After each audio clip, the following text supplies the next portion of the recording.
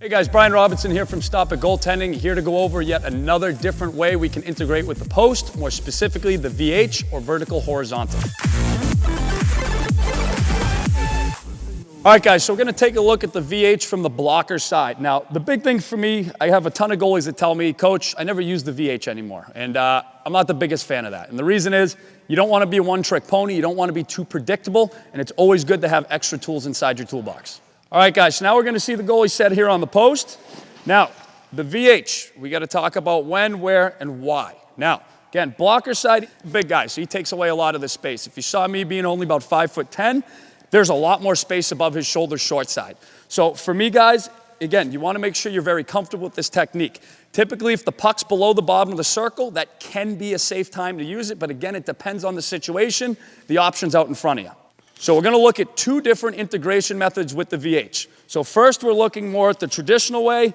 Blocker's kind of winged out, holding the post with his elbow, sticks in front of the 5-hole. You can see he's got his pad parallel to the post. That would be our vertical pad. And then obviously here we perfectly have the horizontal pad. You can see here he's doing a good job of using the thigh rise of his left leg to seal that 5-hole while getting a little extra coverage with that stick. Now, if you're going to use this on a real low angle, a shot from the goal line, you don't want to be ramping your stick out here and putting rebounds out in the slot. That's where it's a good time to usually turn your wrist and keep that puck below the goal line. If you do have to put a puck out into the slot, you got to make sure you get a little ramp. You got to elevate that puck. Obviously not ideal, but if you elevate a puck, you have time, your team has time to get to that rebound before the other team does.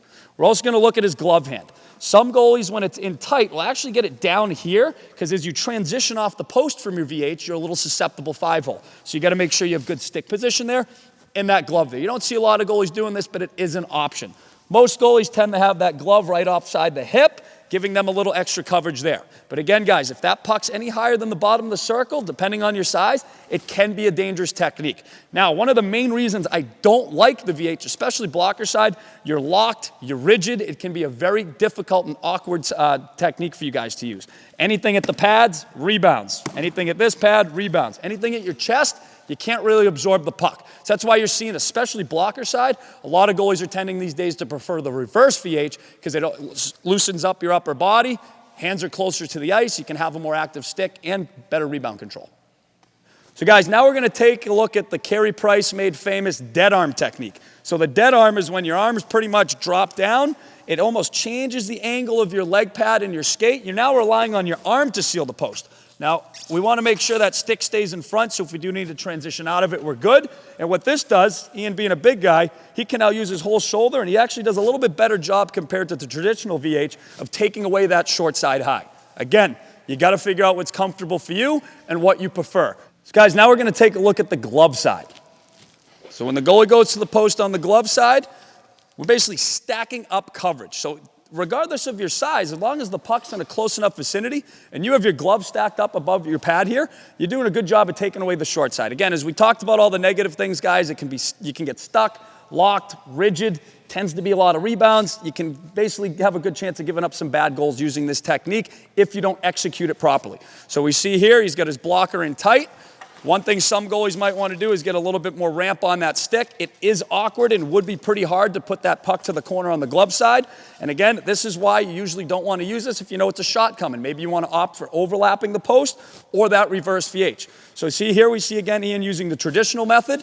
Again, if it's in tight, we can actually drop that paddle down to take the ice away and maybe as he transitions off. Again, that'd probably be a jam play, maybe a situation where that guy attacked more of the post instead of trying to go around you. Now we're going to take a look at the glove side dead arm technique. So again, you're going to notice Ian's now going to drop his glove, basically that's what we call the dead arms, next to his pad.